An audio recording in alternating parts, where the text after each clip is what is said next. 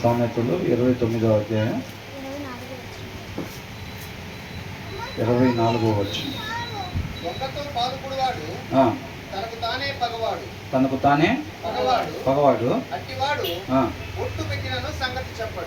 ఒట్టు పెట్టినను సంగతి చెప్పడు అని అంటున్నాడు. అంతకుముందు మనం కొన్ని నేర్చుకున్నాం. కోపిష్టులుగా ఉండకూడదు, గర్వం కలిగి ఉండకూడదు, గారాభంగా ఉండకూడదు. ఇవన్నీ కూడా మనం నేర్చుకున్నాం అన్నమాట. ఇక్కడ ఏమంటున్నారు? దొంగతో పాలుకూడివాడు తనకు తానే ఏంటంట పగవాడు అంట. పగవాడు ఏం చేస్తాడు? మేలు చేస్తాడా, కీడు చేస్తాడా? కీడు చేస్తాడు. దేవుడి నుంచి దూరం చేస్తాడు మనం. అవునండి, పగవాడు దేవుడి నుంచి మనల్ని దూరం చేస్తాడు అనమాట. అట్టివాడు ఒట్టు పెట్టినను సంగతి చెప్పడు అని అంటున్నాడు. దొంగతో అని అంటే దొంగడు మంచోడా? మంచోడు కాదా? మంచోడు కాదు. మంచోడు కాని వానితో వీళ్ళు ఎప్పుడైతే జతపడతారో, వాళ్ళకి సహాయం చేస్తారో, అవునా, అట్లాంటి వాళ్ళు ఎవరితో సమానం అంట? వాడికి వాడే పగవాడు. వాడికి ఎవరు హాని చేయాల్సిన పనేమీ లేదు, వాడికి వాడే హాని చేసుకుంటాడు. ఇది మొత్తం మనం గమనిస్తుంటే అర్థమవుతుంది కదా మనకి.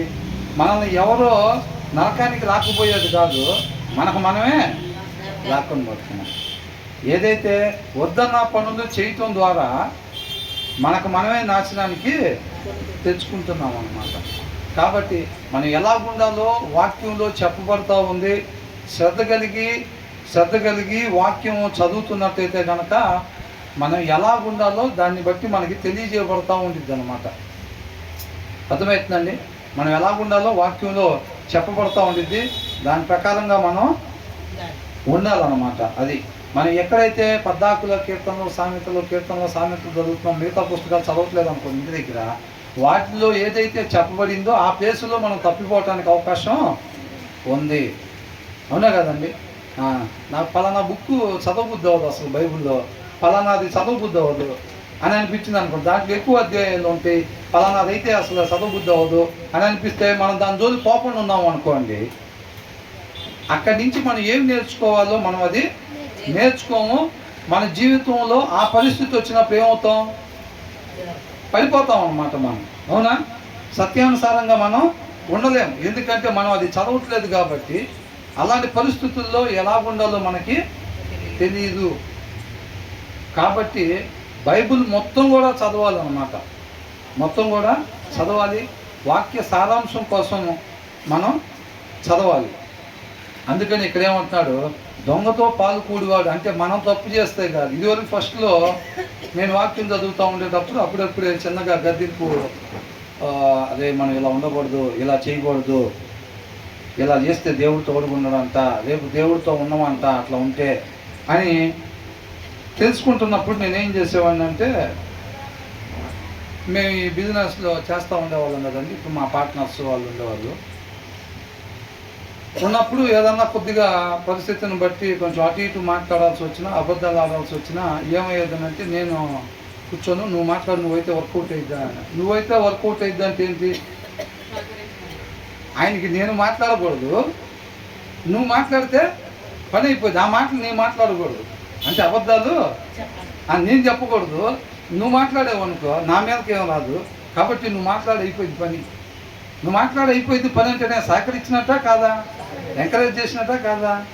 అదే అనమాట. ఫస్ట్ స్టార్టింగ్లో మనకు అలా ఉండిద్ది అనమాట. అర్థమవుతుందండి? ఆయనగా తెలుసుకోకపోతే వచ్చేది. నేను మాట్లాడను, నువ్వు మాట్లాడు అని అంటే వాళ్ళు మాట్లాడితే ఏం మాట్లాడతారో కూడా మనకి తెలుసు. అర్థమవుతుందండి? దాని ద్వారా వచ్చే డబ్బులు నేను కూడా తీసుకోనా? నేను కూడా తీసుకుంటాను. మరి దాన్ని సహకరించినట్టు కదా? అది సహకరించినట్టే. కానీ ఆయనగా తెలుసుకోకపోతే ఏమనుకుంటాం? అమ్మయ్య నాకేం కాలేదులే, మనమైతే అబద్ధాలు ఆడలేదు, మనకైతే డబ్బులు వచ్చినాయి అని అనుకుంటాం. రేపు మనమైతే ఎత్తపడతాం, వాళ్ళు కూడా ఆడుతూ ఉండాలి అని అనుకుంటాం. అర్థమవుతుందండి? అలా ఎవరైతే సహకరిస్తారో వాళ్ళు ఎవరంట? వాడికి వాడే పగవాడు అని రాస్తుంది. నువ్వు మాట్లాడకపోయినా సరే అవతలోడు మాట్లాడటానికి ప్రోత్సహించినా ఏది చేసినా కానీ మనం దాంట్లో భాగస్వాములు అయ్యామనుకోండి, తెలిసి చెప్పకుండా ఉంటే మేలైంది చేయటం ఎరిగి ఉండి చెయ్యకపోవటం పాపం అని రాస్తుంది. అర్థమవుతుందండి? మనం మేలు చేయటం ఎరిగి ఉండి చేయకపోవటం పాపం అంట. అవునా కదా? కాబట్టి మనకు అది తెలిసినప్పుడు, పలానా తెలిసినప్పుడు అది చెయ్యొద్దని వాళ్ళతో ఖచ్చితంగా మనం చెప్పేవారు ఉండాలి. ఒక విశ్వాసి ఎలా ఉండాలంట? సామెతల్లో నేను నేర్చుకున్నాం. నీళ్ళల్లో ఒకళ్ళు మునిగి వెళ్ళిపోతుంటే వాళ్ళని కాపాడే వాళ్ళు ఎంత స్ట్రాంగ్గా ఉంటారో, అవునా? కాలంలో ఎవరైనా కొట్టుకొని పోతుంటే వాళ్ళని కాపాడాలంటే ఏం చేయాలి?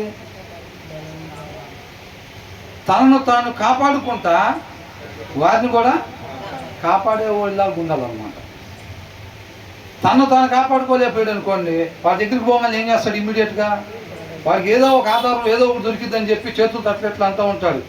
మన చెయ్యి తగలంగానే ఇమ్మీడియట్గా మనల్ని పట్టుకుంటాడు. మనల్ని పట్టుకొని దాని మనం కిందకి లాగుతా తన పైకి రావాలని చూస్తాడు. అవునా కదా? మనం కాపాడుకోలేని పరిస్థితిలో ఉన్నప్పుడు ఏమవుతాం? మనం మునిగిపోతాం. అవునా కదా? కాబట్టి అలా కాకుండా మనల్ని మనం కాపాడుకుంటూ ఆత్మీయంగా అవతలను కూడా కాపాడగలిగే అంత బలంగా మనం ఆత్మీయంగా ఉండాలన్నమాట. అర్థమవుతుందండి? ఎప్పుడైతే అలాగుంటామో ఇలాగ మనం ఖచ్చితంగా చెప్పగలుగుతాం. ఒక మనిషి ఇలా ఉండాలి, మనం పలానాది చెయ్యాలి, పలానాది చేయకూడదు, పలానా మాటలు మనం మాట్లాడకూడదు అని చెప్పి మనం ఖచ్చితంగా చెప్పేవారంగా మనం ఉంటాం తప్ప లోకంలో కలిసిపోయే వాళ్ళలాగా మనం ఉండకూడదు ఆ పరిస్థితిని బట్టి. కాబట్టి ఇక్కడ ఏంటంట? తప్పుడు పనులు, దొంగతో పాల్గొనటం అంటే ఏంటి? తప్పుడు పనులు. హృదయంలో వాక్యం లేనోడు, దారి తప్పిపోయినోడు ఏదైతే చేస్తున్నాడో వారికి నువ్వు సహకరించినా, వారితో పాటు నువ్వు దాంట్లో పాల్పొందులు చేసినా సరే ఏమైనట్టంట? మనమే నష్టాన్ని తెచ్చుకుంటాము. స్వయంగా నువ్వు మాట్లాడితే ఎంత శిక్ష ఉంటుందో, నువ్వు మాట్లాడటానికి ప్రోత్సహించినా కానీ అంతే శిక్ష ఉండిద్ది. ఇప్పుడు మర్ర చేసినోడికైనా, మర్ర చేయమని చెప్పి మాట్లాడినోడికైనా అదే శిక్ష ఇరా కంపల్సరీగా వేస్తారు. అవునా? కాబట్టి మనం ఆయనగా తెలుసుకోవాలి. చక్కగా మనం అట్లాంటి వాటిల్లో ఎక్కడ కూడా మనం మద్దతు ఇచ్చే వాళ్ళుగా, వాళ్ళతో పాటు జతపడి ఉండే వాళ్ళంగా మనం ఉండకూడదు. నేను చేయలేదు కదా, వాళ్ళు కదా చేసింది అనేది మనం ఉండకూడదు. అలా ఉన్నా సరే మనకు కూడా అక్కడ రావాల్సిన ఇబ్బంది ఎదురైద్ది అన్నమాట. తర్వాత ఏమంటున్నారు?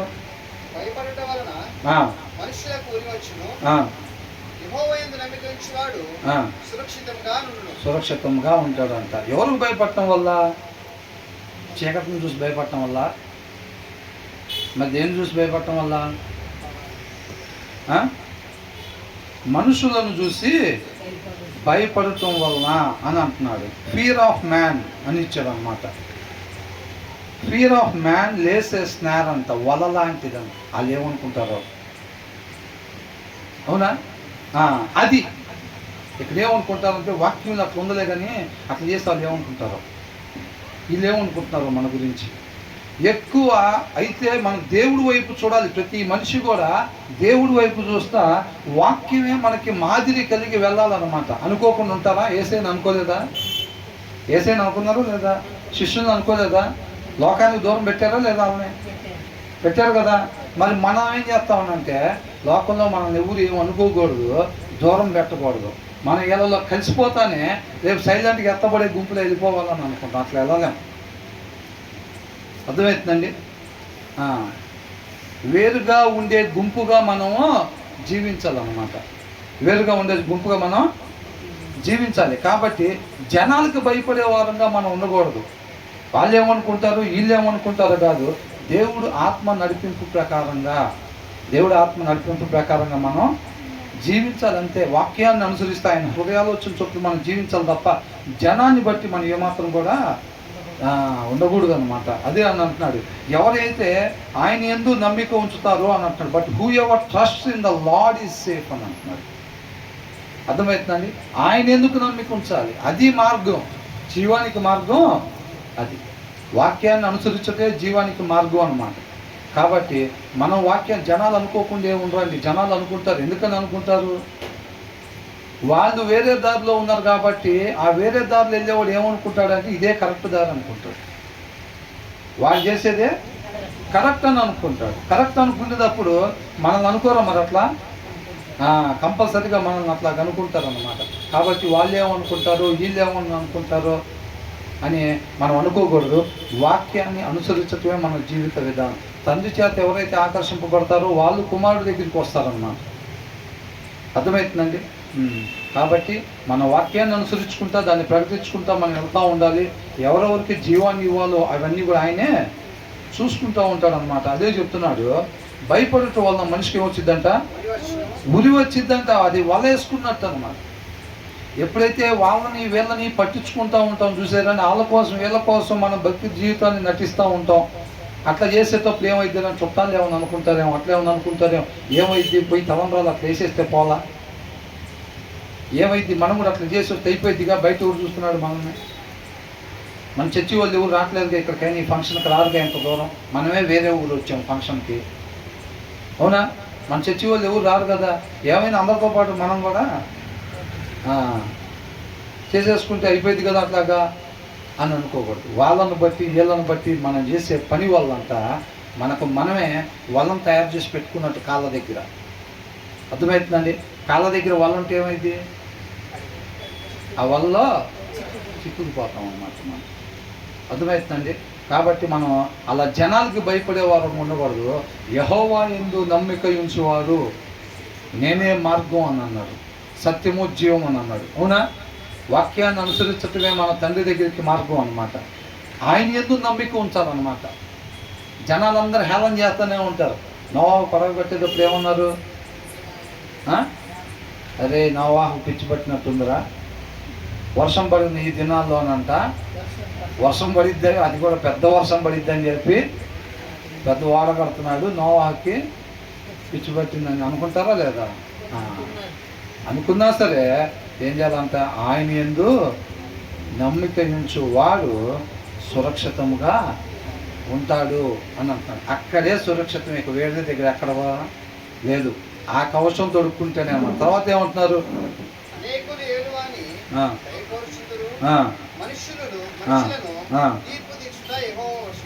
అందరూ ట్రై చేసి వాళ్ళ దగ్గర నుంచి వీళ్ళ దగ్గర నుంచి ఫేవర్ మొత్తం కోరుకుంటా, వాళ్ళతో టచ్లో ఉంటే బెస్ట్, అన్నతో టచ్లో ఉంటే బెస్ట్, ఆ నాయకుడితో టచ్లో ఉంటే బెస్ట్, బాస్కి కొంచెం బాలిష్ చేస్తూ ఉంటే బెస్ట్, రేపు ప్రమోషన్స్ వచ్చినప్పుడు మనకి చూసుకుంటూ ఉంటాడు. ఇవన్నీ అనుకొని ఏం చేస్తూ ఉంటారంట జనాలు? అనేకులు ఏలు వాని దయ కోరుచుందురు అని అంటున్నాడు. ఎవరి వశం అంట? యెహోవా వశం అంటది. అవునండి. అంటే మనం ఎవరి దయ కోరుకోవాలి? మనం యెహోవా దయ మాత్రమే కోరుకోవాలి. But it is from the lord that a man gets justice అని అంటున్నాడు. ఈ భూమి మీద ఏ నాయకుడు కూడా మనకి న్యాయము చేయలేడు, కానీ మనకు వచ్చేది న్యాయం ఎక్కడి నుంచి అంట? యెహోవా యొద్ద నుంచి మాత్రమే మనిషికి న్యాయం దొరికింది అన్నమాట. కాబట్టి మనం ఆ బాస్కి వెళ్ళి చూడటమా, లేకపోతే మన సీనియర్లకి వెళ్ళి చూడటమా, లేకపోతే వాళ్ళకెళ్ళి వీళ్ళకెళ్ళి ఈ లోక సంబంధంగా ఏదో అధికారం ఉంటే వాళ్ళతో టచ్లో ఉండటం, వాళ్ళ ఫేవర్ పొందుకోవాలని చూడటం, ఇలాంటి పనులు మనం ఎప్పుడు కూడా చేయకూడదు అన్నమాట. ఆయన తలుపు తీస్తే వేసేవాళ్ళు ఉన్నారా? ఆయన మనల్ని పలానా ప్లేస్లోకి పంపించాలి అని అనుకుంటే ఆపేవాళ్ళు ఉన్నారా? హృదయాల్ని మార్చగలిగేది దేవుడే. అవునా కదా? కాబట్టి మనం వాళ్ళకెళ్ళి వీళ్ళకెళ్ళి కాదు, తల్లిదండ్రులకి వెళ్ళి కూడా కాదు, లేకపోతే బాసులకి వెళ్ళి కాదు, నాయకులకి వెళ్ళి అంతకన్నా కాదు, చుట్టాలకి వెళ్ళి వాళ్ళు ఉన్నంతసేపు మనకి ఇబ్బంది లేదు, డబ్బులు ఉన్నాయి, డబ్బులు ఉన్నంతసేపు మనకి గ్యాస్ ఏంటంట, డబ్బులు ఉన్నాయి, డబ్బులు ఉన్నంతసేపు మనకి ఇబ్బంది లేదు, ఆరోగ్యం బాగోపోయినా సరే ఇమీడియట్గా హాస్పిటల్కి వెళ్ళిపోయేవాళ్ళం. ఏదైనా ఎగ్జాంపుల్ చెబుదామంటే అన్నీ నా జీవితంలో దొరుకుతున్నాయి, ఏం చెప్తాం. ఒకప్పుడు కొద్దిగా స్టార్టింగ్లో పరిచయంలోకి రాకముందు కొద్దిగా డబ్బులు బాగా ఉండేది నా దగ్గర. నాకు ఏదో తెలియని ధైర్యం ఉండేది, మనం ఫోన్ చేస్తే పిఎం ఎత్తుతాడనే లెవెల్లో ఉండేది. ఎవరు ఎత్తారు నాకు జనరల్గా వార్డు మెంబర్ కూడా తెలియదు. నా ధైర్యం ఏంటంటే అకౌంట్లో కొద్దిగా దండిగా డబ్బులు ఉండేవి అన్నమాట. మనకేమైంది అసలు? ఏదైనా ప్రాబ్లం వచ్చినా, ఇక్కడ ప్రాబ్లం వచ్చినా, ఇక్కడ ప్రాబ్లం వచ్చినా, ఇక్కడ ప్రాబ్లం వచ్చినా, ఎక్కడ ప్రాబ్లం వచ్చినా ఉన్న దాంట్లో బెస్ట్ హాస్పిటల్కి మనం వెళ్ళిపోతాం. అర్థమైందండి? ఇమ్మీడియట్గా డ్రెస్సు తగిలించుకోవటం, లిఫ్ట్లో కిందకి వెళ్ళిపోవటం, సెల్లార్లో కారు తీయటం, హాస్పిటల్కి ఉన్న వాటిలో పలానా దానికి హాస్పిటల్, హార్ట్కి సంబంధించిన హాస్పిటల్, స్టమక్ సంబంధించిన హాస్పిటల్, కిడ్నీలకు సంబంధించిన హాస్పిటల్ అనగానే ఇమ్మీడియట్గా కారు స్టార్ట్ చేయటం, వెళ్ళిపోవటమే. మనకేం ప్రాబ్లం ఉంది అని అనుకున్నాను. అదొక ధైర్యం ఉండేది నాకు. తర్వాత కానీ నాకు తెలియలా. దేవుడు చిన్నగా ఆయన కృపను బట్టి తెలియపరుస్తూ ఉన్నాను. దేన్ని బట్టి ధైర్యంగా ఉంటున్నావు అని. అర్థమవుతుందండి. పండుగ వస్తున్నానంటే మనకేంది ప్రాబ్లం? ఒక 20,000 అవుతాయి అయితే బట్టలకి, మన కాడ ఒక 7-8 లక్షలు ఉన్నాయి. మనకేంది ప్రాబ్లం? ఆరోగ్యం బాగలేదంటే మనకేంది ప్రాబ్లం అని అనుకునేవాళ్ళు. ఏ అవసరత అయినా కానీ, ఏదైనా పిల్లల ఫీజులు అంటే మనకేంది ప్రాబ్లం? అక్కడ ఎంత ఉండేది? మహా అయితే 50,000 లక్ష. మన దగ్గర ఎంత ఉన్నాయి? 10వ తరగతి దాకా జరిగించి అంత ఉన్నాయి. అట్లా కూడా అన్నిట్లో కూడా అట్లాగే ఉండేది. దాన్ని బట్టి ధైర్యంగా ఉండేది. తర్వాత దేవుడి కృపను బట్టి దేవుడు ఏం చేశాడంటే కరోనా రప్పించాడు.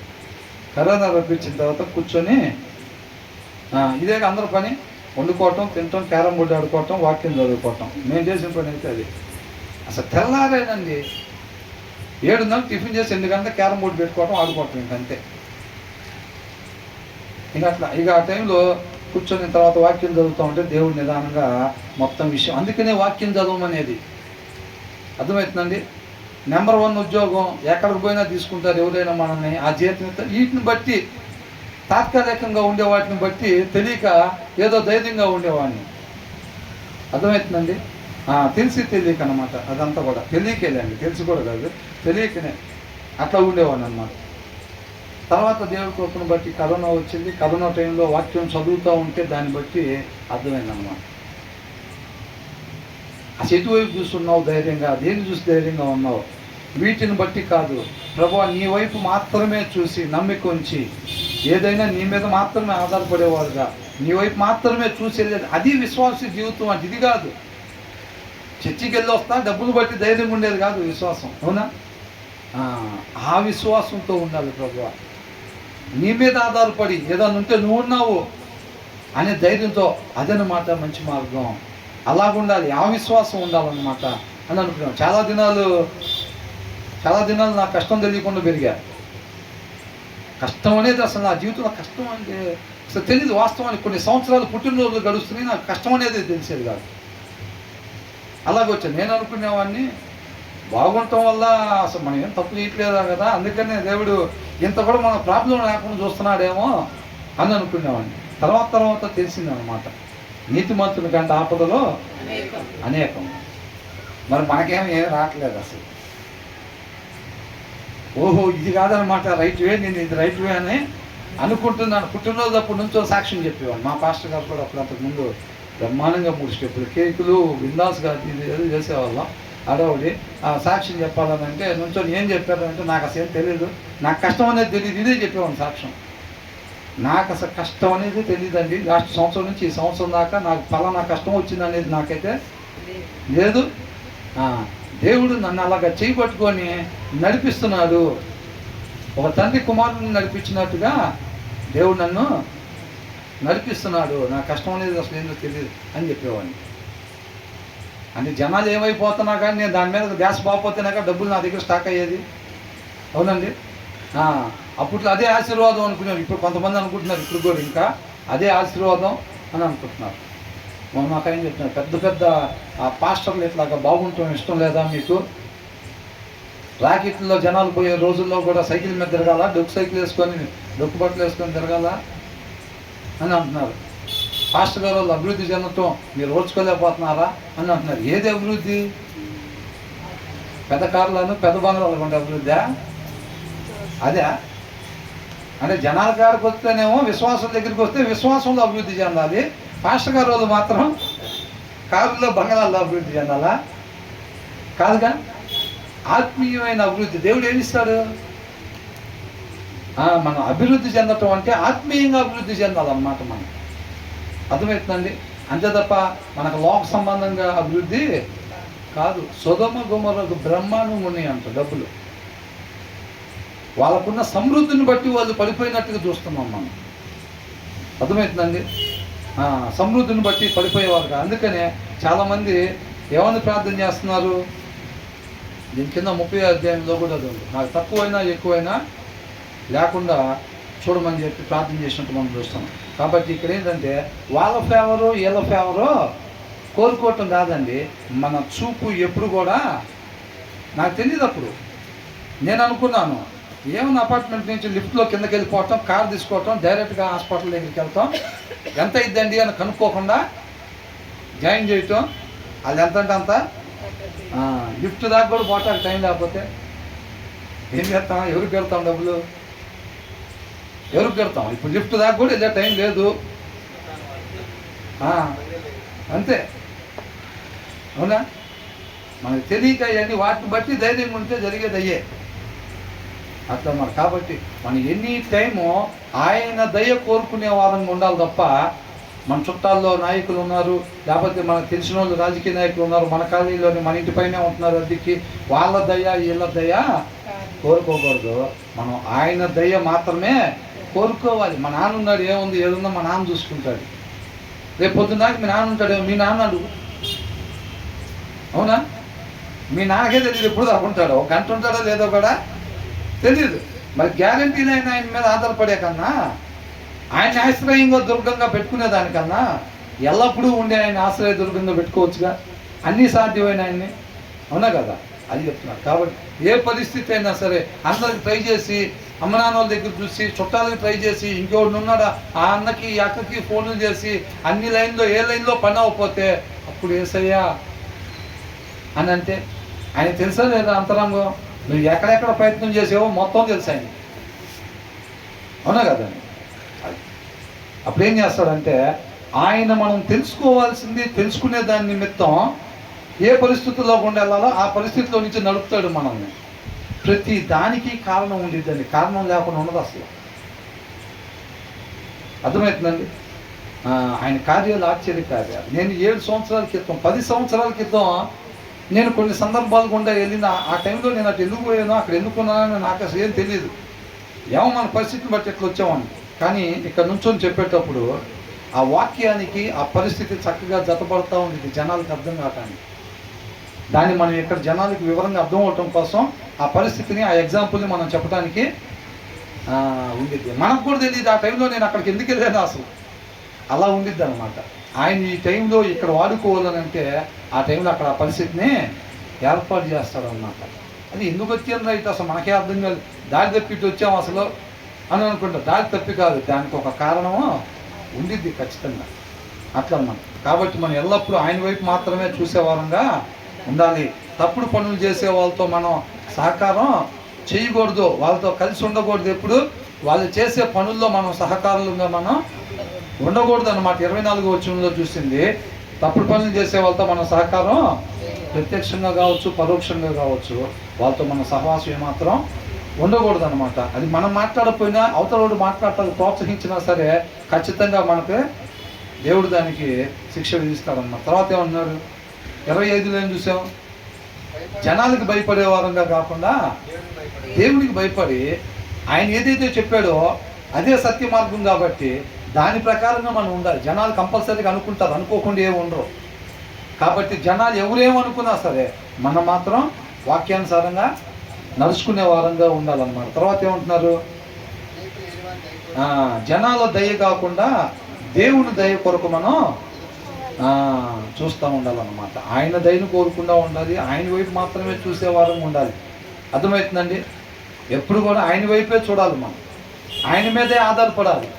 ఆయన ఉన్నాడన్న ధైర్యమే మనం కలిగి ఉండాలి అంతే. మనకున్న ఉద్యోగాన్ని బట్టు, మన దగ్గర ఉన్న డబ్బులను బట్టు, లేకపోతే మనకి ఎవరో ఎక్కడో దగ్గర బేర్కాపీస్ పరిచయాలు, కొద్ది నాయకులు పరిచయాలను బట్టో కాదు మనం ధైర్యం ఉండాల్సింది. మనం ఆయన్ని బట్టే ధైర్యం. రక్షణ ఎక్కడి నుంచి వచ్చిందంట? యెహోవా యొద్ద నుంచి మాత్రమే రక్షణ వచ్చింది. ఆయన మాత్రమే ఆశ్రయ దుర్గంగా తప్ప ఇక మనం వేరే చోట ఎక్కడ దాక్కున్నా అపవాదికి ఈజీగా హ్యాండిల్ చేస్తాడు. మనం వాక్యం అనే కవచం ధరించుకుంటేనే తప్ప ఇక మిగతాది మనం ఎక్కడ దాక్కున్నా సరే మనకు రక్షణ లేదు. వాక్యం అనే కవచం ఎలా ధరించుకుంటాం? ఎలా ధరించుకుంటాం? వాక్యం అనే కవచం ధరించుకుంటేనే మనకు రక్షణ, అవునా? మరి ఎలాగా? ఆ కవచం ధరించుకోవటం అంటే ఏంటి? వాక్యాన్ని అనుసరించటం, అవునా? కీర్తనలో 11 ఏమంటున్నాడు దావీదు? నీతిమంతుడివే కానీ పారిపోయావు, దుష్టులు బాణాలు ఎక్కిపెట్టుకున్నారంటే ఏమన్నాడు? నేనెందుకు పడిపోవాలి అసలు? ఆయన నీతిమంతుడు, అక్కడ కూర్చొని ప్రతి నరుణ్ణి చూస్తూ ఉన్నాడు. ఆయన దుష్టుల పట్ల ఆయన కోపాన్ని ప్రదర్శిస్తాడు తప్ప నీతిమంతుడికి ఆయన తోడుగా ఉంటాడు.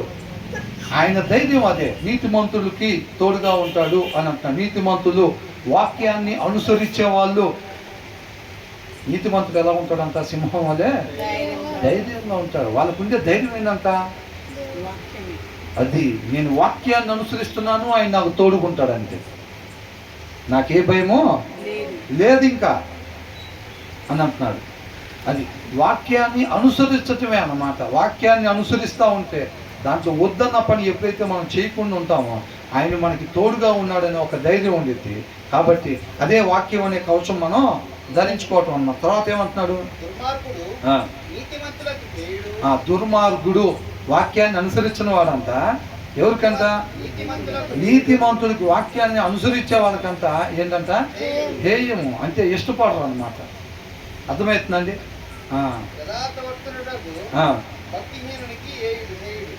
యథార్థవర్తనుడు అంట భక్తిహీనునికి. వాక్యాన్ని అనుసరించినోడికేమో వాక్యాన్ని అనుసరించేవాడిని చూస్తే ఇష్టం పుట్టదంట. వాక్యానికి అనుసరించేవాడినేమో వాక్యాన్ని అనుసరించే వాళ్ళకి అనుసరించడం చూస్తే పడదు. అదే వాళ్ళు దుష్టులు వాళ్ళు, మనకెందుకు వాళ్ళతో అని అనుకుంటారు. ఎందుకని? వాళ్ళు ఏమనుకుంటారు? ఏదో ఒకటి చేసి 4 కాసులు సంపాదించాలి, నా జనరేషన్లో చక్రం తిప్పాలి. మా ముందు వాళ్ళు ఏం జ్ఞాపకం చేశారు? 10-15 లక్షలే ఉండేటట్టు చేశారు. నా టైంలో కనీసం 15 కోట్లను ఇచ్చేదేటట్టుగా ఉండాలి అని అనుకుంటారు. వాళ్ళు ఏం చేస్తారు? ఏదో ఒకటి చేసైనా సరే మనం ప్రమోషన్లు కొట్టాలి, ఏదో ఒకటి చేసైనా వ్యాపారంలో సెటిల్ అవ్వాలి, ఏదో ఒక రకంగా అయినా 4 డబ్బులు సంపాదించాలి, ఏదో ఒక రకంగా మన డ్రీమ్స్ అన్నీ ఫుల్ఫిల్ చేసుకోవాలి అని అనుకుంటూ ఉంటారు. అవునా? అందుకే లోకంలో ఒక సామెత ఉంది, ఏంటంట? ఏ గూటి పక్షి ఆ గూటికి చేరిద్దంట. అర్థమవుతుందండి? నీతిమంతుని రే రారా అక్కడ బ్యాంక్ దగ్గర కనవేద్దాం అని వస్తారా? అదే దుష్టుని అడిగితే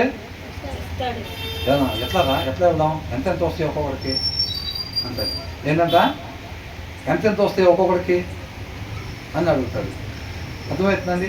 వాళ్ళ విధి విధానాలు ఒకటి, వీళ్ళ విధి విధానాలు ఒకటన్నమాట. కాబట్టి ఏమంటారు? నీతిమంతులు కలిసి సంతోషంగా ఉంటారు, కలిసి ఉంటారు ఎక్కడైనా. వాళ్ళు కూడా ఎంత సేమ్ టైం ఎట్లా ఉంటారు? మనం పోతే వైన్ షాపులు కాదు చూసినప్పుడు ఎక్కడ ఉంటారు వాళ్ళు? ఇక్కడ కూర్చోరా, ఒళ్ళో కూర్చోరా, అక్కడ కదరా, ఎక్కడంట? వాళ్ళిద్దరు ఫుట్పాత్ మీదే ఉండేది. ఆ ఫుట్పాత్ మీద కూడా ప్రేమ అంట. ఎక్కడంట? ఆడి ఫుట్పాత్ మీద కాదంటే ఒళ్ళో కూర్చోవాలి, ఎందుకంటే మంది ఆడిపించాడు కాబట్టి. ఆ రోజు అది కాదు, డబ్బులు లేవంటే ఏం లేదు. అవునా కదండి? వాళ్ళకి బాగుంటారు, కలిసి తిరుగుతారు. నీతిమంతులు కూడా అలాగే. వీళ్ళు ఎక్కడి నుంచి ఎక్కడో పరిచర్య అంటే కొన్ని చోట్ల పాస్టర్స్ మీటింగ్స్ జరుగుతాయి. పాస్టర్స్ మీటింగ్ జరిగితే అన్నిటికీ నేనే లేదు. ఎగ్జాంపుల్, నేను ఒకళ్ళ ఇద్దరు మేమేదో కొన్ని పెద్ద కార్ లాంటివి వేసుకుని వెళ్తున్నాం. అది చిన్న ఆల్టో కార్లో 5-6 వచ్చారు. వాళ్ళు సంచులు తగిలించుకొని పాపం పాస్టర్ గారు వాళ్ళు అందరు కలిసి ఆయిల్ కొట్టించుకొని ఉంటారు బహుశా. అలా ఎంత సంతోషంగా ఉన్నారంటే వాళ్ళు మామూలుగా కాదు. ఆల్టో కారు వేసుకొచ్చి 5 కలిసి దిగారు. మీటింగ్ అయిపోయింది, హుషారుగా మళ్ళీ ఎక్కి వెళ్తున్నారు. వాళ్ళు అసలు ఎక్కడి నుంచో వచ్చి ఉంటారు వాళ్ళు. మరి ఆ కారు ఏమన్నా బాడీకి తెచ్చుకున్నారు, మరి అందరూ కలిసి డబ్బులు కొట్టించుకొని వచ్చారు. ఇరుక్కొని వచ్చే దాంట్లోనే ఆనందం వాళ్ళకి. అర్థమవుతుందండి? దాంట్లోనే ఆనందం. ఒకసారి మనం కూడా ఇక్కడి నుంచి అక్కడికి ఎద్దను కూడా అక్కడికి వెళ్ళాం కదా. అక్కడి నుంచి వస్తుంటే పెద్ద వర్షం వస్తుంది. వచ్చిందా? పెద్ద వర్షం వస్తుంది. కొంతమంది ఆటోలోనే పైన అది లేదు కదా, అది లేదు, పట్టా వేసినట్టున్నారేమో, పట్టా వేశారు. దాని కింద పెద్ద వర్షం వస్తుంది. దాని కింద కూర్చొని అట్లాగే వస్తున్నాను. నేను ముందు వెళ్తా ఉన్నాను, వెనకాల వస్తుంది. అసలు చూస్తే ఈ భాగ్యం మళ్ళా దొరికిద్దా లేదో. అసలు ఒక్కళ్ళు కూడా ఏమాత్రం బాధ లేదు. అసలు బ్రహ్మాండంగా జరిగింది, హ్యాపీగా వెళ్ళొచ్చేవాడు. హుషారుగా హ్యాపీగా బాగా జరిగింది, బ్రహ్మాండంగా జరిగిందని అనుకున్నాను. అక్కడికి పోతే రోడ్డు మీద ఉన్నారు, రోడ్డు మీద బాగా పెట్టుకోవచ్చు, ఫ్రీగా ఉంటుంది, ఇబ్బంది ఏముండదు. అక్కడ పోయేసరికి పెద్ద వర్షం. అవునా? అసలు పెట్టుకోవడానికి ప్లేస్ లేదు. ఆ దారిలో పోనిద్దామని అంటే టైర్లు ఎక్కడ ఇసుకుపోతాయి అన్నట్టుంది. ఓ చిన్న గృహం దగ్గర అవకాశం ఇచ్చారు. అక్కడే చక్కగా కార్యక్రమం సంతోషంగా జరుపుకున్నాం. యూత్ కూడా చాలామంది వచ్చారు పిల్లలు. ఆ రోజు అంత హ్యాపీగా మనం దేవుణ్ణి మహింపరిచి వచ్చామన్నమాట. దాంట్లోనే వీళ్ళు ఆనందిస్తూ ఉంటారు నీతిమంతులు అనేవాళ్ళు. అవునా? ఈ మిగతా వాళ్ళు చూస్తే భలే దొరకకుండా కన్నం వేసాము. అసలు ఒక్కొక్కడికి ఎంత మిగిలినాయి అంత మిగిలినాయి. ఒక్కొక్కసారి మార్పు చెందిన వాళ్ళని, కొంతమందిని బాగా దొంగలు ఉంటారు. ఆ దొంగలు మార్పు చెందిన వాళ్ళు మళ్ళీ సొసైటీలో కలిసిపోయిన వాళ్ళని, నక్సలైట్ని ఇంటర్వ్యూ చేసి యూట్యూబ్లో అప్లోడ్ చేస్తూ ఉంటారు. వాళ్ళని చూస్తే వాళ్ళు చెప్తూ ఉంటారు అసలు ఎట్లా చేశారు, ఆ దొంగతనం ఎట్లా జరిగింది, చాలా ఎక్కువ కోట్ల రూపాయలు దొంగతనం ఉంది కదా అప్పుడు మీరు చేసిన వాటిలో, అది ఎలా చేశారంటే అది మేము యాక్చువల్గా ఎట్లా ప్లాన్ చేసుకున్నామంటే ఇట్లా చేసుకున్నామని చెప్తూ ఉంటారు వాళ్ళు. ఆ రోజు ఇట్లా ప్లాన్ చేసుకున్నాము, ముందు రోజే ఇట్లా చేసుకున్నాము, కనుక్కున్నాము, దాన్ని బట్టి ఇట్లా చేసి వాళ్ళు దొరకకుండా బయటికి వచ్చారన్నమాట. అది కూడా దాని గురించి మాట్లాడుకుంటారు. భలే చేసాము అసలు మనం, బాగా డబ్బులు మిగిలినాయి అని వాళ్ళు కూడా అనుకుంటూ ఉంటారు. వాళ్ళకి మన గురించి బాబు ఇట్లా రండి వెళ్దాం, కొద్ది కొట్టాలు ఉన్నాయి రండి అని అంటే ఏమంటారు, నువ్వు ముందు ఇక్కడి నుంచి వెళ్తావా వెళ్ళవా అంటారు. అంటారా లేదా? ముందు ఇక్కడి నుంచి నువ్వు వెళ్తావా వెళ్ళవా, ఇప్పుడు పంపించమంటావు, మేము పంపించాల్సి వస్తే వేరే రకంగా ఉంది అంటారా. సరే ఎందుకు లేదని చెప్పి వాళ్ళు వెళ్ళిపోతూ ఉంటారు. అవునా కదా? నేనే ఫస్ట్లో కొన్ని అన్ని వాక్యంలో చదవటమైనా కానీ నాకు దగ్గరగా ప్రాక్టికల్గా అంత మార్పు చూసింది బ్రదర్లోనే. బ్రదర్ అంతకుముందు ఫస్ట్ హాఫ్ నాకు తెలియదు కానీ చెప్తుంటాము చాలా భయంకరంగా ఉంది ఫస్ట్ హాఫ్ అనేది నాకు తర్వాత తెలిసింది. సెకండ్ హాఫ్ నేను చూస్తుంది అంత ట్రాన్స్పరెంట్ అనమాట. బైబిల్లో చదువుతుంటే ఎంత మార్పు కొంతమంది జీవితాల్లో దేవుడు చూపించాడో అంత మార్పు ఇక్కడ చూసాం. అవునా? అది అంతకుముందు ఎవడన్నా వస్తే ఎదురు నిలబడితే ఏమాత్రం మనం తగ్గకుండా ఉండే పరిస్థితి. ఇవాళ ఎవడన్నా ఎదురు వస్తే మనం అనేది ఏమి లేకుండా ఆయన నడిపింపు ప్రకారం ఏదైతే అట్లా అనమాట. మనం ఆయనలో ఉన్నాము, ఆయనతో ఉన్నాము అని అంటే ఆ మార్పు మన జీవితాల్లో కనపడాలన్నమాట. మన బ్రదర్ మెసేజ్లో చెప్తున్నారు. అంతకుముందు వాళ్ళు రక్షించుకోవటానికి, ఇతరుల్ని నష్టపరచడానికి కత్తులు తయారు చేసుకొని వాళ్ళు మార్పు పొందుకున్న తర్వాత అంట ఆ కత్తుల్నే నాగలుగా చేసి అనేక మందికి భోజనాలు పెట్టే పరిస్థితి అన్నమాట. అంతటి మార్పు అన్నమాట. అర్థమవుతుందండి? అలాంటి మార్పు మన జీవితాల్లో కనపడాలి. ఎప్పుడైనా ఊరికి చదివాం, వెళ్ళాం కాదు, ఎన్ని సంవత్సరాల నుంచి వెళ్తున్నాం ఫెలోషిప్స్కి, ఎన్ని సంవత్సరాల నుంచి ప్రార్థన చేసుకుంటున్నాం. మనం మార్పు ఏమన్నా కనపడుతుందా మన జీవితంలో? అంతకుముందు ఎలా ఉండేవాళ్ళం, ఇప్పుడు ఎలాగున్నాం? వాక్యం పక్కన పెడితే అంతకుముందు మనం ఎంత దూరం ఉండేవాళ్ళం, ఎంత వేరియేషన్ ఉండేది, ఇవాళ ఎంత ఉంది అనేది ఖచ్చితంగా దాన్ని మనం గమనించుకోవాలి. అదే అంటారు మొన్న ధ్యానించుకున్న దాంట్లో ఏంటంట, నువ్వు ఇష్టపడకపోతే మనం ఇక్కడికి వచ్చినా సరే ఉపయోగం ఏమీ లేదు. ఆయన వాక్యం అనే అర్థంలో ఎక్కడైతే సరి చేసుకోమని మన జీవితంలో చూపిస్తున్నాడో దాన్ని మనం సరి చేసుకుంటే ధన్యులు అవుతాం, ఇష్టపడితే ధన్యులు అవుతాం. ఇష్టపడకపోతే ఆయన బలవంతంగా మన హృదయాల్లో జరబడి తలుపు బాలు కొట్టుకొని వచ్చి ఆయన కార్యము చేయడు. ఆయన తలుపు వద్ద నుంచొని పట్టుస్తున్నాడంట. అది మనం ఇష్టపడాలి, డోర్ తీసి ప్రభువా మా జీవితంలో కార్యం జరిగించు ప్రభువా అని చెప్పి మనం ఆయన్ని ఆశ్రయించినట్లయితే గనక అప్పుడు మనం ధన్యులుగా అవుతాము అని అంటున్నాడు. అర్థమవుతుందండి? కాబట్టి దుర్మార్గులు, నీతిమంతులు, రెండు రకాల జనం. ఈ సామెతలు మొత్తం దాని గురించే చెప్పబడుతూ ఉంది. మనం ఎలాగ ఉండకూడదు, ఎలాగ ఉండాలి. కాబట్టి చక్కగా పిల్లలకు కూడా అసలు స్కూల్స్లో కూడా ఇలాంటివి రావాలి. ఏమేమి ఉండాలి, ఏమేమి ఉండకూడదు. గర్వం ఉండకూడదు, తగ్గింపు స్వభావం ఉండాలి, గారాభం ఉండకూడదు. కాబట్టి ఇలాంటివన్నీ కూడా చక్కగా ఏ పాఠాల్లో కానీ వస్తే అసలు ఎట్లా ఉంటాయో జీవితాలు కదండి. పాఠాల్లో కూడా అట్లా వస్తే కాబట్టి మనందరూ కూడా తప్పకుండా శ్రద్ధ కలిగి వాక్యము చదవాలి. తర్వాత ఇంకా 30వ అధ్యాయం తర్వాత మనం ధ్యానించుకున్నాం. 30-31 అయిపోతే సామెతలో కంప్లీట్ అయిపోయినట్టే. తర్వాత మనం ఏది ధ్యానించుకోవటం దేవుడికి ఇష్టమో, మనందరికీ మేలుకరమో మీరందరూ ప్రార్థనలో పెట్టండి. నాకు కూడా ఇంతవరకు తెలియదు కాబట్టి ప్రార్థనలో పెడితే దాన్ని బట్టి ఆయన నడిపింపు ప్రకారంగా ఆయన హృదయాలోచన చొప్పున మాత్రమే మనం ముందుకు సాగే వారంగా ఉండాలని ప్రార్థనలో పెట్టమని కోరుకుంటా ఉన్నాం. దేవునికి మహిమ కలుగును గాక.